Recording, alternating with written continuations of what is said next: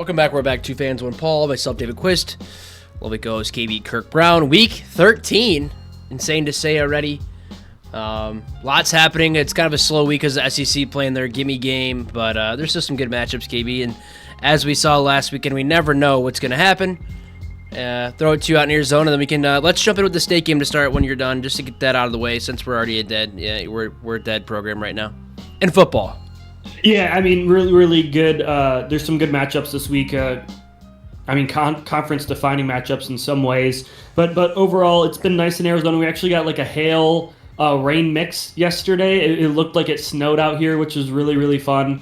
I have some cool videos of it coming down. People had their flashing lights on because they don't really experience bad weather like that. And I was kind of like, guys, it wasn't that intense. But it was raining and storming pretty good here. But yeah, excited to talk about these games, and we'll start off with MSU visiting Iowa. They're 16.5-point dogs. Last I looked, I'm taking Iowa.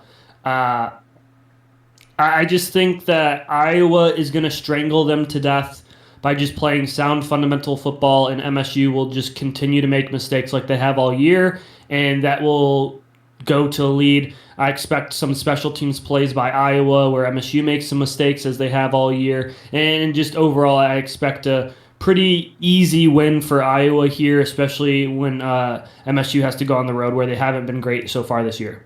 Yeah, I think they're really going to lean on the running game. Moulton, I think I say him, for Iowa. He was kind of banged up to start the first handful of games of the year, but he's been healthy and been doing pretty good. I think they'll lean on him like last week for Penn State. I also heard a rumor, KB, that Alessio is hurt as well. Towards the end of the game, got hurt in the Penn State game. So Leo Hannon, true freshman, might be playing at Iowa, which is always a hard place to play no matter what, on top of just a terrible season.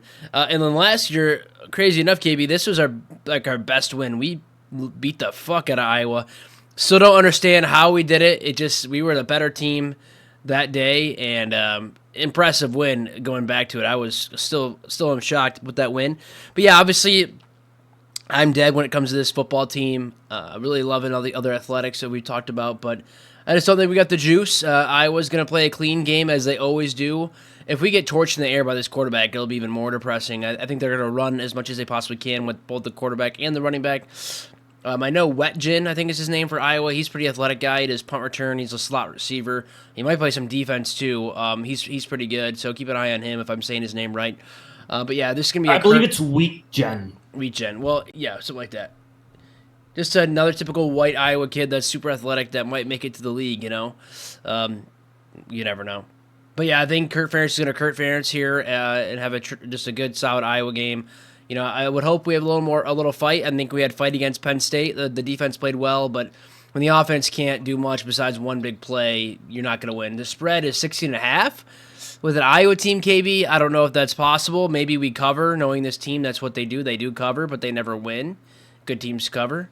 So we'll keep an eye on it. I mean, I'm going to be dialed in watching it, unfortunately, because I'm a psychopath, but I don't have much faith in the team to get the dub.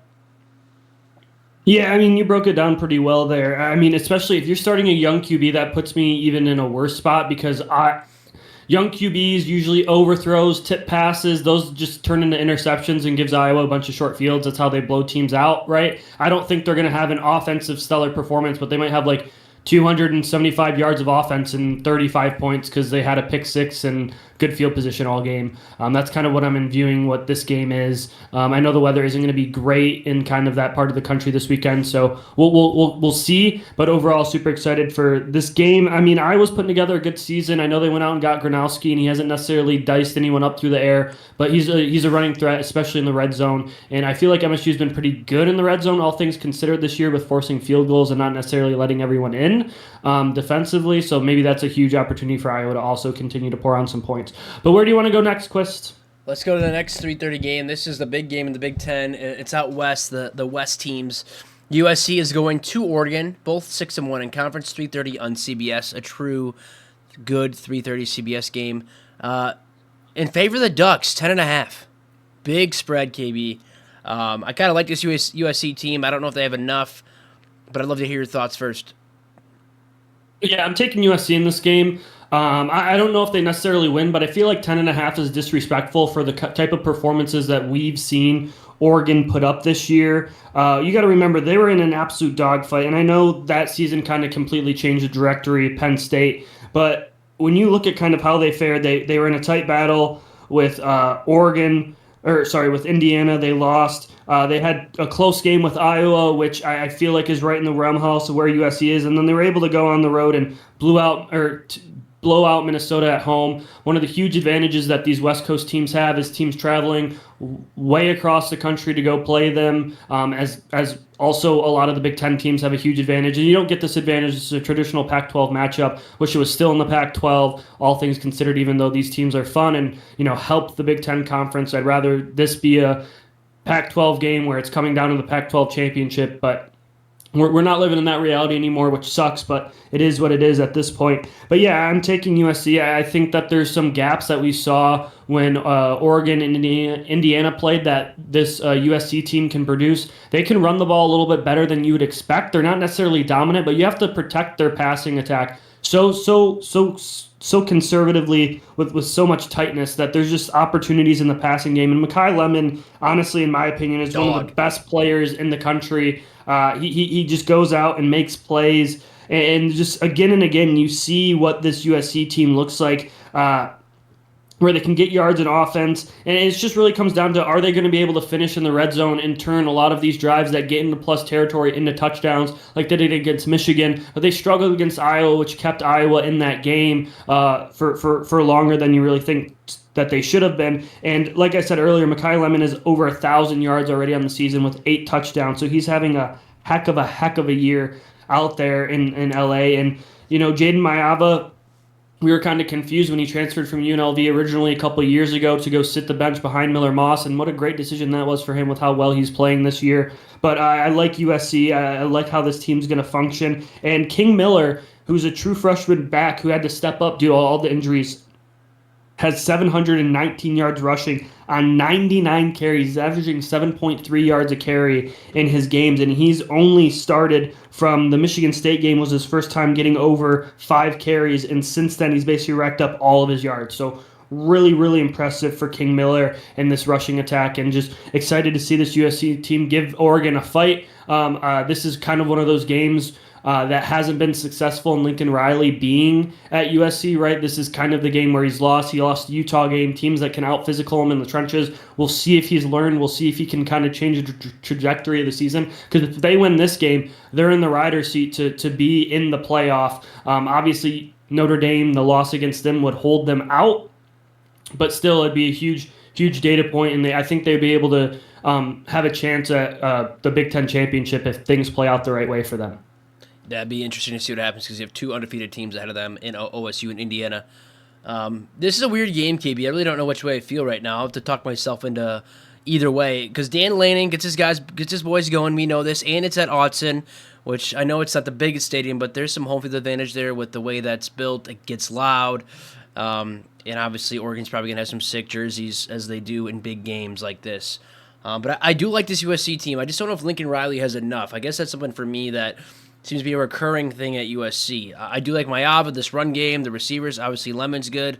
I'm forgetting the other guy's name, KB, but they have another good receiver. Kobe Lane. He's been kind of banged up, so I'm curious if he'll be back there.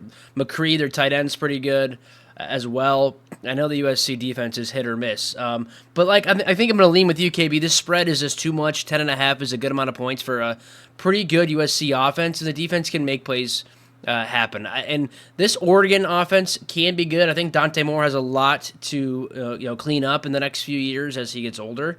And they have a running back by committee, some really good receivers as they always do, and the defense flies around but also gives up some yards and points just like USC does. So it could be kind of a shootout. Over-under is 59.5. I wouldn't be surprised if the over hits. The weather is 45 and cloudy, it looks like. So not too bad it's a traditional Big Ten weather game if I've ever seen one. Maybe a little bit of rain in there. But I just think USC's offense got a little bit too much. I think Mayeva could have a big game. I'm hoping he does. It's a semifinal for our fantasy league, and I'm a little bit behind because the MAC guy's going off against me. So let's ride Mayeva with the 10.5. They lean on that run game gets gashes yards, like you said, KB. They run for 5 to 8 a carry, it seems like every time. And then you get Mekhi Lemon in there, get him at least 8 touches, I would assume. And USC makes it close. Hopefully they win, but I'm going to take that 10.5. And maybe Lincoln Riley gets a big win that he's kind of been missing at USC. Absolutely, absolutely. All right, next game, do we want to cover Michigan, Maryland? Yes, that's next game. On my slate. Yep. Perfect. Yeah, I mean, for all intents and purposes, we can say it again. Last week was both the best we've seen Michigan play and the worst. They made the most amount of big time mistakes, but they played the most consistent offense and defense I've basically seen all year. They had almost 500 yards, but 5 turnovers put you in a game you shouldn't have, and they were able to figure it out.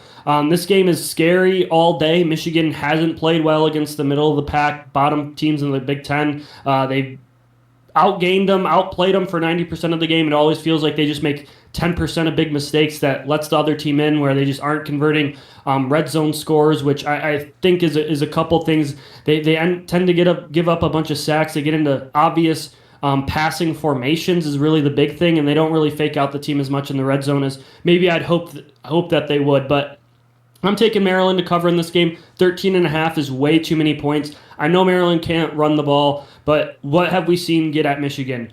Tempo offenses that throw a bunch of screens, that screen the hell out of you, that move guys around, that have an above-average quarterback that can get you out of sack situations, and a few wide receivers that can make plays. This is basically the USC team light. They're probably 2 years away with their skill positions and their guys if Loxley's given time to develop there. Or not Loxley, like Washington is given time to develop there. They're that close to being in just a pristine condition to have a really, really good offense. They're not there yet because they simply cannot run the ball, so they're super one-dimensional. But Michigan has given up a lot in the screen game in kind of 50-50 balls. Not covering the seam is deadly against this team with how well Washington throws it. And defensively, this team isn't great defensively, but they do have a bit of a pass rush for some really, really young players. We've seen Michigan's offensive line struggle at times, picking that up. Underwood's eyes dropping to see the pressure instead of keeping his eyes downfield, reading the routes. So I'm just going to think this is going to be a sleepy, weird, it's a 4 p.m. game on big BTN. It's going to be at Maryland. It's going to be a majority Michigan crowd. And just this game traditionally every year for both Michigan and Ohio State is always a week where your team looks like they don't know how to play football for at least a half. And then you come out and figure things out afterwards. So I just think it's going to be one of those games. It sounds like Max Bredesen might be getting carries, who's our fullback, kind of is Marshall small out? Tight end. Marshall's out for this game. So 100%. Marshall and Haynes are out. And Haynes are out for big. this game. Cudsdale is going to be the RB1, I believe. Bredesen is going to be getting carries. They've said some things about Jasper Parker, who's a true freshman. He got 1 carry last week, ran for like a yard. I think he kind of missed the hole that they were going to go to. So hopefully he gets more carries this week because he'll be getting more RB2. But like I said, it's going to be interesting. And then the real big thing is pass protection. And we've seen Michigan running backs miss pass blocking assignments and almost led to the big play against MSU, except the guy was not offsides, right? The flag was thrown. Yeah. But Max Bredesen was the guy on third downs last week that was in the games in obvious passing situations because they didn't feel comfortable. So he's going to be in a lot of third and obvious passing situations, which take away the run. Like if it's 3rd and 5 and he's back there, you're probably assuming a pass because you're not going to have your walk-on sophomore running back who probably hasn't taken any first-team pass blocking reps until this last week, or Jasper Parker, a true freshman, in there for pass blocking downs. So you might see a really conservative game plan, a lot of screens, a lot of getting the ball out quick because of those issues, and obviously running the ball. But I think Michigan probably wins, but it's going to be close. It's going to be a sweat out, kind of like the last 3 games have been, where you're just like, why isn't Michigan up 30? They're outplaying them. And it's like, well, because Maryland had 2 long passes and Michigan's turned the ball over twice, right? It's going to be one of those things. Michigan the last 2 weeks, I believe, is negative. They've had 7 turnovers in the last 2 weeks. Going back to the MSU game, they had 2 in that game too. So just they've been turning the ball over a lot the last couple of weeks, haven't been getting the ball back necessarily. So just really nervous to see how all this plays out. But overall, I think they're going to win, but it's going to be real close. I'm going to be mad and annoyed the entire game. Yeah, if Marshall's out, definitely going to lean Maryland to cover. I think that makes a big difference, Gibby. And I know maybe Bryce steps up. I think He's a young quarterback. I know Malik Washington as well for Maryland is a freshman. Obviously, Bryce got a bag to go to Michigan instead of LSU, which probably for the better, the way things are working out there. He's got 7 touchdown passes to 5 picks. I know he's got a couple of rushing touchdowns as well. So it's a little bit, it's a Michigan offense. They're going to run the ball. That's what Strone does. But with your top 2 running backs out, they've been pretty good, KB. I'm curious to see how things lie. And I know Maryland has I don't remember. I watched some stuff earlier in the year. They have some younger guys on defense that can make plays. I don't know if it's in the D-line or linebackers, but I know they're relatively athletic. I know they're 4-6. They kind of do the typical Maryland season, KB. They started out hot, then they lost a bunch of games in a row. It's just like the Loxley special. But I think 13 is a lot of points this game without your top 2 running backs. Maybe Bryce steps up big time. I like Washington. He's athletic. He made things happen. And Maryland's just a weird team. And this game's always sleepy close. So I'm kind of feeling the same thing with the Cats like last week, and my gut was right there. Obviously, the Cats, a fun fact, KB, with that loss for Northwestern, they're now the most losing program in college football. Indiana, they got Indiana by 1 loss right there. So it's 7-16 to 7-15. That's your fact of the day. It's DQ stats instead of KB stats today. So my lovely Cats, my second favorite team in college football, are the most losses for now. We'll see how that plays out in the future, as it's a close battle for a long time probably now. But give me Maryland to keep it close. It's a weird, goofy game as always. Obviously going into the game, OSU Michigan next week to end the year. I can see it coming down like it did last week if Michigan's making mistakes. I think Maryland's offense is probably a little bit better than Northwestern, so they could put up some more points. If Bryce is turnover prone and they're not being able to run the ball, KB, Maryland could win. I don't think they win. I think Michigan gets a squeaky win just like last week, maybe 34-31, 28-21, 24, something like that by the skin of their teeth, but they make it happen. And if Zavada's missing kicks again, you might be really sweating. I'll try to watch this game as much as I can. Obviously, the state game will be on around the same time. And honestly, KB, I hate Michigan so much. I'd love Maryland to win, but I don't think they got enough. Yeah, I mean, I love when state loses every week, Chris, so the feeling's mutual. Like, I root for you because you're my friend, and I hope they win for your, well-being. I despise Michigan that I would never do that. Yeah, well, it's because I'm a better person, Just totally. I'm just kidding. But no, yeah, I mean, they haven't really thrown the ball in the red zone, and I really want to see them be a little bit more aggressive when they get into plus down, and they've just been able to kind of hand the ball off. They have 28 rushing touchdowns on the season. Both running backs have 10, and then Underwood has 5 himself. So it's kind of been Marsh. Like whenever they've gotten in there, they haven't really thrown the ball. I think Underwood's touchdown passes this year have all been like 10 plus. And when they get into that low red zone, they haven't really trusted him, which has been on brand for what Michigan has kind of done when they get in there. They believe in running the football, even to their detriment sometimes because they're so risk averse. I mean, you have Donovan McCulley, who's 6'5". You can throw one fade a game, like even if it's an opportunity. Just one time, he's so much bigger. And then you also have Jamar Browder, who's 6'5". He's a true freshman who's already getting some playing time. Like, put him in a big slot and, have McCulley kind of be the distraction guy where maybe they put a little bit more thing and give him an opportunity. But there's also been some drop touchdown passes too. But yeah, he definitely hasn't thrown the ball for a lot of touchdowns. He's been in a touchdownless streak since the Michigan State game, which makes it 3 consecutive games, I believe, without a passing touchdown. And in before that, let me just make sure my facts are correct. How big are your tight ends? He threw 2 touchdown passes against Washington, 2 against USC, but hasn't thrown one since the MSU game. The tight ends are around 6'4", 6'5", Marlon Klein, but they're not real jumpers. But there just has to be some more opportunities of throwing the ball into the end zone. It's one of the things I hate the most about Michigan's offense is whenever they get down to the 20, they just refuse to throw the ball in the end zone. When they get inside the 10, it's even worse. Like, they have a little scat route where they kind of run the tight end across the formation, or they just run the ball. Like, they refuse to throw footballs into the end zone for whatever reason. It's been a complaint of mine since probably 2022 in the Michigan offense when JJ was there, where it's like, guys, we ran it 12 times in the red zone. We scored 2 touchdowns. We settled for 2 field goals. Like, maybe let's throw 1 pass. But alas, my wishes never get met when it comes to offensive. But who knows? But yeah, this is going to be a nasty game. No one's going to be mad. Twitter's going to be in a fucking minefield because this game is going to be 10 points, 7-point game, 3-point game in the fourth quarter, for sure. 54 and cloudy, KB, so, not a bad weather game. But yeah, I'll be back and forth, maybe multi-view since YouTube TV and Disney figured it out. BTN, and I think the state game's on FS1. So, fun fact, all under the same Fox umbrella there. But both of us are riding with You'll be able to watch all of them, yeah. I will be. We're both going to ride with the Terrapins and the points, 13.5. Over-under is 47.5. That could be a tricky one if anybody wants to dabble with that. But the last game, and probably the biggest game with implications for the ACC, KB, we got the Pitt Panthers going to Georgia Tech. Both teams 5-1 and 6-1, respectively, so one loss in the conference. And obviously, Georgia Tech ends the season with Georgia. I believe it's in Atlanta, so it's a neutral site game. This is a fun game. I know Georgia Tech, KB, has been a lot of close wins. Haynes King has been carrying the team.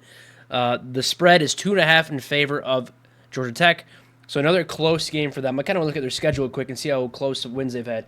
Colorado by 7, Clemson by 3, Wake by 1, Duke by 9, blew out Syracuse, lost to NC State by 8. Boston College, obviously, last week by 2 points, really close. BC had a really good chance. And then they got Pitt at home, and then Georgia and Atlanta at Mercedes. They lost by 12 to NC State, 36. Oh, yeah, I can't do math. Thanks, baby. GV grads, baby. Let's go. So I don't know if they can keep him doing this. I should see Haynes King's stats because he's been all over the place running the ball and throwing the ball. I know Georgia Tech as a decent running back too, but I just think their defense is porous, and this Pitt offense can find ways to get the ball around with the younger quarterback. Defense is going to be questionable in this game, it seems like, which is surprising to say for Narduzzi, KB. But when you don't have the horses, you don't got the horses. I'm going to ride with Haynes King here just because he will put the team on his back, though. Even if he breaks his leg, that's a reference to something that we all know. And I would love to see Georgia Tech going in, playing Georgia next week, being 10-1. I would love them to knock off Georgia. Last year was a crazy game to end the year. We'll probably break that one down next week. But give me the Yellow Jackets. I think it's a close, weird game. I don't think the points really matter in this one. It's pretty much a pick 'em. I just don't think Pitt has enough with a young QB. But if Narduzzi can draw up a scheme to slow down King with maybe you're playing a lot of contain and spy, but he's just so athletic. He finds ways to break big runs to get the ball to his guys. So let's ride with Georgia Tech. Maybe future Michigan State coach. I doubt it. That's there right now. And hopefully Georgia Tech gets in the ACC championship game and next week has a big game against Georgia. Yeah, I mean, I'm rooting for Georgia Tech in this game, but I think Pitt's going to cover and win this game. This Georgia Tech team's defense, like you said, is so bad, and Haynes King has had 300-yard performances, and it's led to a close game and a blowout loss where the defense has just given up so many points, and this is kind of the offense that they've struggled against, a passing offense that has a high-powered thrower that can move the pocket a little bit, and receivers that can get open. You look at NC State, that's who they have. You look at Duke, where they let up a bunch of points and still ended up winning. That's what they have. I expect a high-octane passing attack. And you got to think about Pitt. If Pitt had a sleeper team this week, instead of having to go play Notre Dame, which Notre Dame's a really tough team, and I'm not trying to take anything away from there. But when your head coach goes into the game and says, I don't care, they can win by 100. I don't care about this game. This game has no impact on our future of going into the college football playoff, which, A, is a really bad look for college football, where games in the regular season, that's a ranked matchup at home, your coach can say that. Like, hey, people who dictate and run college football, probably not ideal that a head coach will come out and say it. I do respect Narduzzi's honesty, though. Yeah. But how much of last week was them preparing for the last 2 games of the year, the games that matter, the games that actually dictate their fortune? So I'm not chalking up last week's performance. I thought Notre Dame was a much better team. But Pitt didn't look well prepared. Their QB didn't look well prepared. And part of it is talent level, I believe, and part of it is when your coach says that before the game, how the hell does that make you feel as a player? He doesn't say, look, we're looking to win every game. Like that, I just never heard that before. But anyway, I'm taking Pitt to win this game. I think they get a bounce-back win here. I think Georgia Tech has just been dodging bullets all season long, and they're going to run into offense here that's going to punish them. And honestly, I think with what would happen maybe next week against Georgia, who knows? But I just don't see a huge opportunity here for Georgia Tech to maintain this level of bad defense. Like traditionally, when you play this bad of defense, when you let up this many points, you lose multiple games because your offense has an off night. Even when they beat NC State, Haynes King had 400 total yards. They put up 36 points. Like, What if he has a 15-point performance in him where the other team can figure him out for a half, right? And then they can just kind of play keep away, and they've scored 30 because their defense is so bad. So that's what I think we could see here. Over under 61.5, so that's a fun one. And the ACC could be crazy coming down the line here, KB. You got 4 teams that are 6-1 or 5-1. They don't really all play each other. I just looked at schedules. I know Virginia plays Va Tech. Obviously, Georgia Tech, this is their last game with Pitt. So SMU could sneak. If things fall a certain way, SMU could sneak into the ACC championship game. If everything goes crazy and nuclear, maybe Miami can find a way to sneak in. I doubt it, but they're 4-2. So we'll have to see. The ACC's been a wide open, kind of like the Big 12, where a lot of teams could, if things fall a certain way, besides Texas Tech, you never know. Miami has Pitt next week. Okay, so Virginia and Georgia Tech don't play each other. Yeah, and you got to remember, Virginia played NC State earlier this year and lost, but it doesn't count because it wasn't technically a game because of scheduling change. Like, wild times where we just get to say games aren't actually conference games. But yeah, I do want to kind of highlight a couple other games where we're not going in depth. We really wanted to keep it decently light this week, but we got Mizzou, Oklahoma is a really important game. I think Oklahoma's going to really run away with that one, so that's part of the reason why we didn't cover it. Mizzou isn't the same team without a quarterback that can really guide them. Louisville, SMU, that's another huge implication. Louisville blew the game last week. Can Louisville come back and upset SMU? SMU only has 1 loss in conference, even though they lost 2 other non-conference games. So we'll see how that plays out. And then the last one is BYU Cincy. This is a really close spread. -2.5. BYU has to go on the road here. So something Vegas is seeing that maybe you wouldn't think of. Does BYU potentially lose that game? How does that play out in the Big 12? I think BYU is going to run away with this game, but the Vegas lines is giving me stinker vibes there with like, why is it so off? I haven't really been impressed whenever I turn Cincinnati on all year. But there's something that Vegas really likes, but I'm a little confused on that line. But definitely a game to watch out for. Huge implications in the Big 12 with where BYU and Utah are ranked on who's going to be getting into the college football playoff as potentially a second Big 12 team, depending on where this goes. Absolutely agree, KB. Those will be fun to watch. Yeah, Cincy at 8 o'clock on Fox, so it's a night game. BYU's got to come east.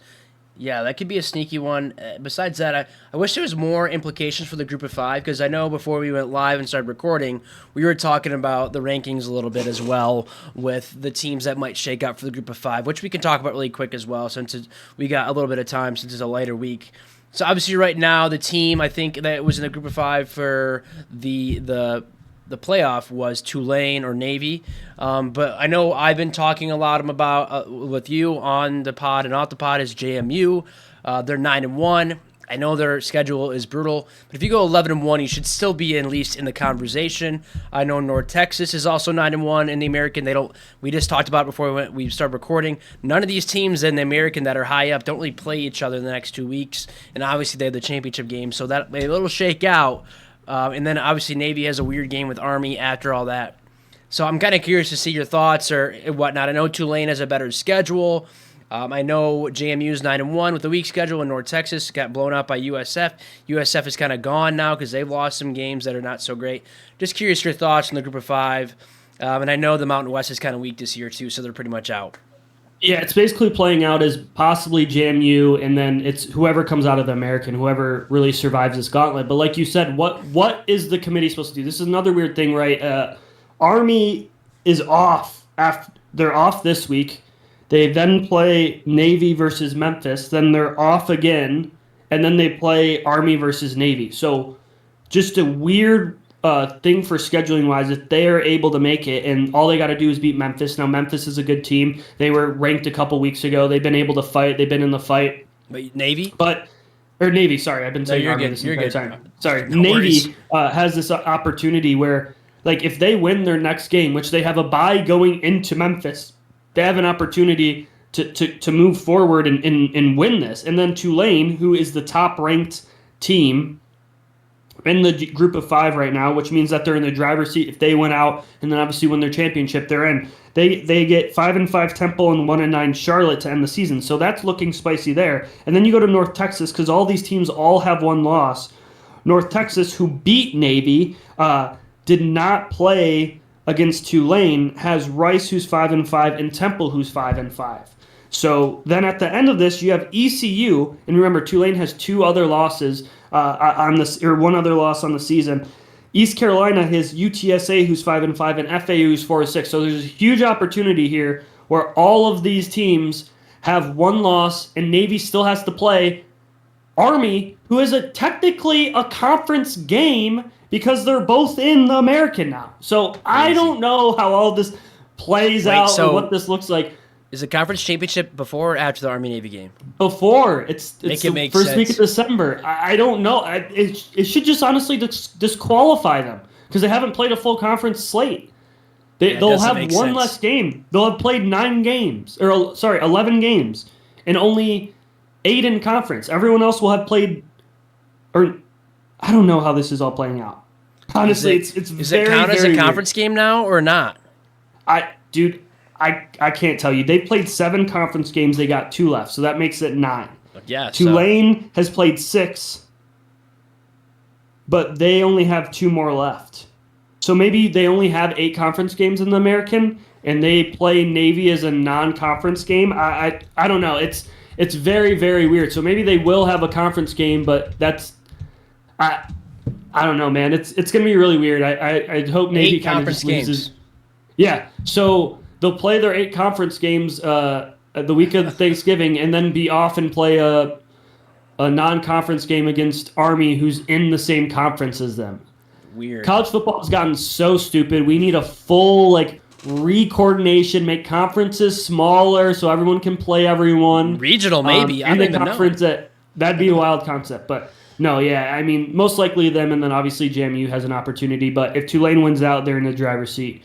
And honestly, whoever kind of comes out of the American will have a ranked win at the end of the season, or be previously ranked. I'd love to see JMU sneak in, honestly, but I know it won't happen.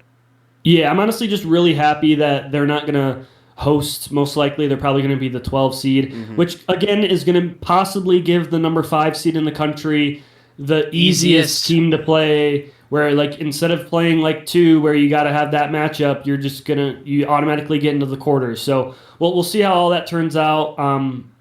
But overall, really interested to see how this is going to culminate in the last couple weeks of the season. Yeah, I'm looking at the bracket, KB, and I kind of talked about this on Sunday.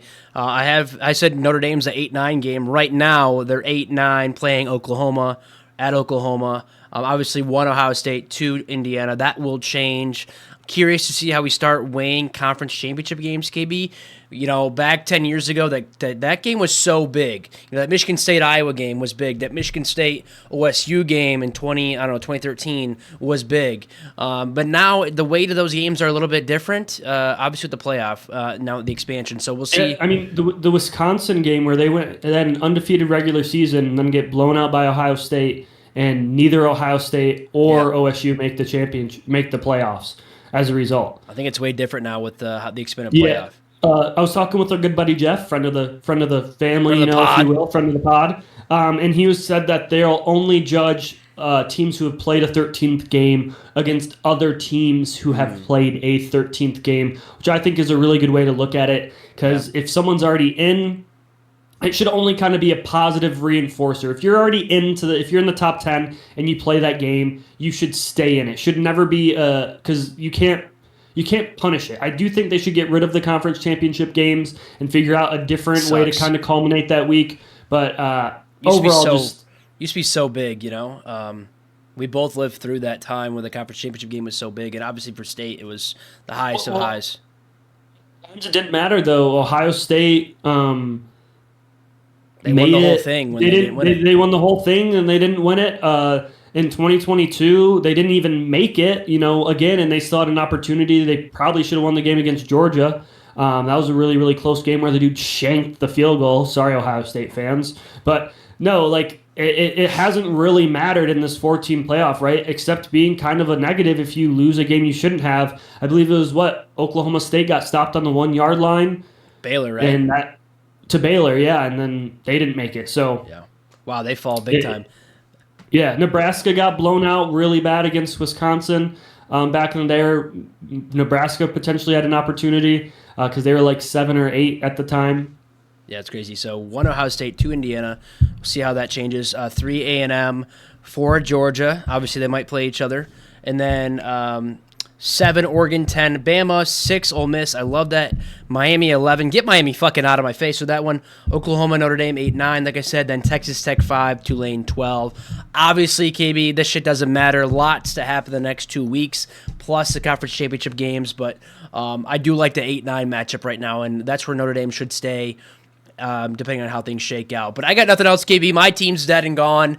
Nice big hockey series against Wisconsin this week. Going to the Griffins game tomorrow. So I'm just in a hockey mood these days. The Pistons, Detroit basketball. They're going to go for 12 in a row here soon. They're a wagon. I love it. I'm going to watch NBA, but I just love seeing I get a notification on my phone that the Pistons win, and I feel better about my day. So thank you guys, as always, for listening and everything. I'm looking forward to Bowl Mania, KB. That's in a couple weeks.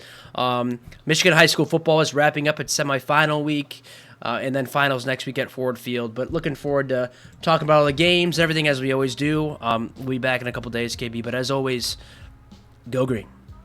Yeah, I mean, still a lot to fight for my team. Obviously, we have this week that we got to get by, and then we have the week of the game. Probably my favorite week of the year. I love Thanksgiving, love the family football. You always see the Lions on Thursday, so it's always a great weekend. And then the Michigan Championships is something I always tuned into with my family too. But with all that being said, I do want to say thank you to everyone for listening. Thank you for everyone for tuning in. Make sure you share. Good time of the year to talk about all this stuff. And the semifinals this year are in Phoenix. So I believe the game's on a Thursday. So I might swing by there after work. It's actually on my way home. Maybe see if I can scalp some cheap tickets because the stadiums might be half empty. See if I can get in there and cool. have a good Thursday and get after it. But no, overall, really excited for the rest of the way. Really excited for the next 2 weeks in Conference Championship week. Go Blue.